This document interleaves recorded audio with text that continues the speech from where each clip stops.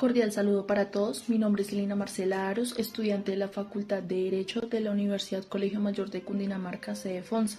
Durante esta intervención abordo de manera rigurosa la tipología de la decisión, los hechos jurídicamente relevantes depurados, el tránsito sintético por las instancias, los debates dogmáticos de tipicidad, coparticipación y culpabilidad que plantea el fallo, la presencia o ausencia de autores teóricos en el cuerpo de la decisión y, finalmente, la resolución adoptada por la Corte.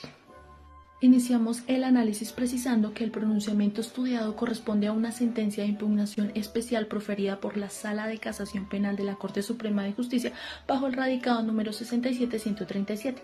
El tránsito de este asunto por las instancias previas de la jurisdicción penal se resume de la siguiente manera. En primera instancia, el Juzgado Penal del Circuito de Conocimiento dictó sentencia absolutoria en favor de las dos ciudadanas procesadas. El despacho fundamentó su decisión en la configuración de una duda insuperable sobre el dolo de secuestro, estimando de manera provisional que la conducta podía corresponder a un simple favor de cuidado temporal de una menor lactante. En segunda instancia, al resolver el recurso de apelación, la Sala Penal del Tribunal Superior del Distrito revocó la absolución en su totalidad. El tribunal determinó que la logística previa y las mentiras de ocultamiento desvirtuaban cualquier hipótesis de duda, por lo que declaró la responsabilidad penal y condenó a la primera ciudadana como autora material a la pena de 192 meses de prisión y la segunda ciudadana en calidad de cómplice a una pena de 96 meses de prisión. Para examinar el esquema del delito debemos partir de la plataforma fáctica delimitada de manera abstracta y sin menciones nominativas individuales. Los hechos jurídicamente relevantes se estructuraban bajo las siguientes premisas.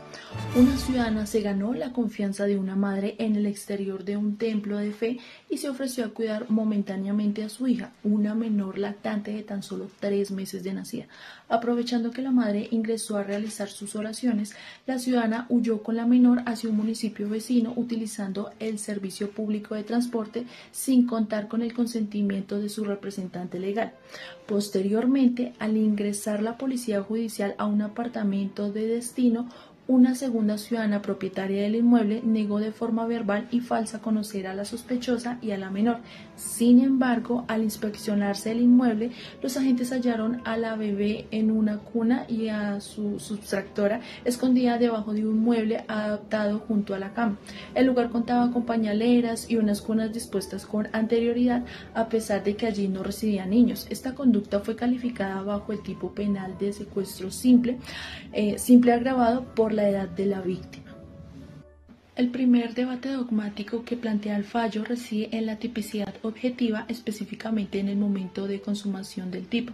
La defensa pretendía sostener que la conducta era atípica debido a que la menor estuvo retenida por un brevísimo lapso temporal antes de ser rescatada sana y salva. No obstante, la Corte realiza una precisión dogmática fundamental. El secuestro se consuma desde el preciso instante en el que el agente reduce o coarta autonomía de locomoción del sujeto pasivo sin autorización legal.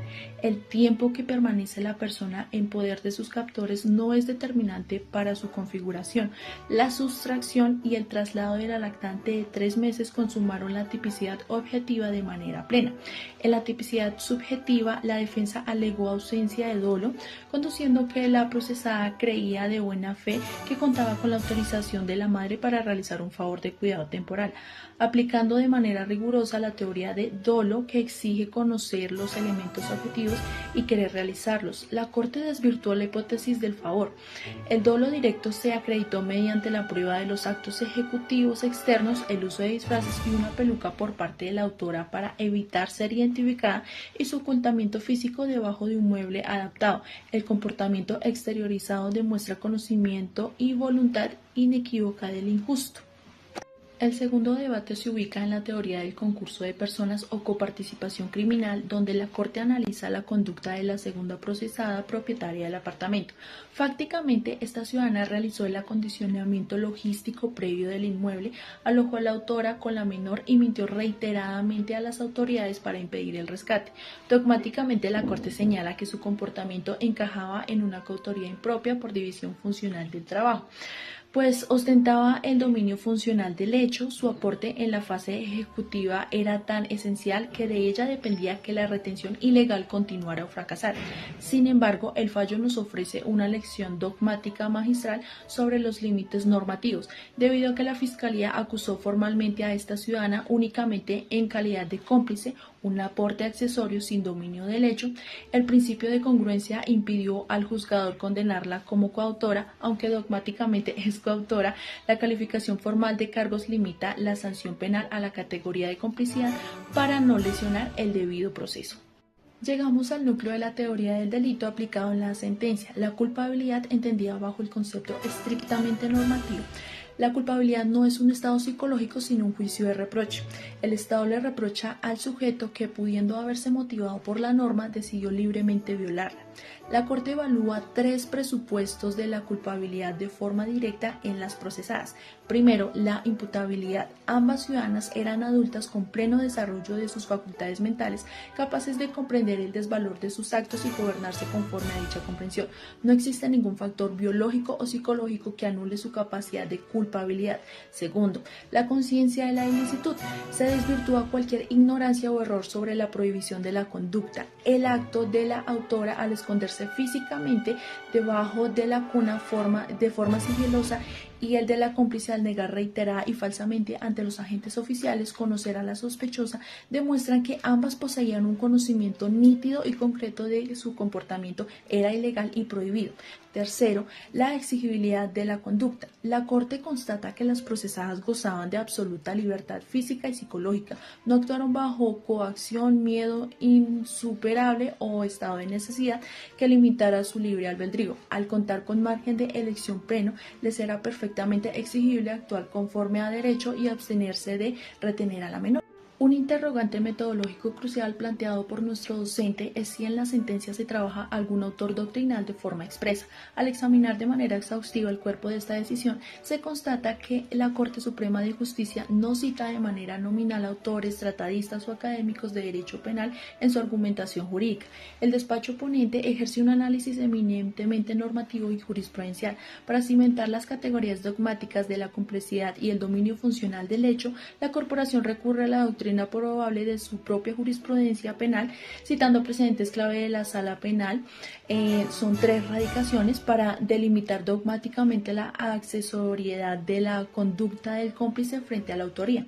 Esta técnica garantiza la vigencia del principio de legalidad en el derecho penal de acto moderno, pues la decisión se fundamenta en la interpretación autorizada y unificada de la ley penal sustancial y no en opiniones doctrinarias de escritorio. Finalmente, ¿qué resolvió la Corte? La Sala de Casación Penal de la Corte Suprema de Justicia resolvió confirmar en aspecto impugnado la sentencia condenatoria de la segunda instancia, ratificando la responsabilidad penal de ambas ciudadanas.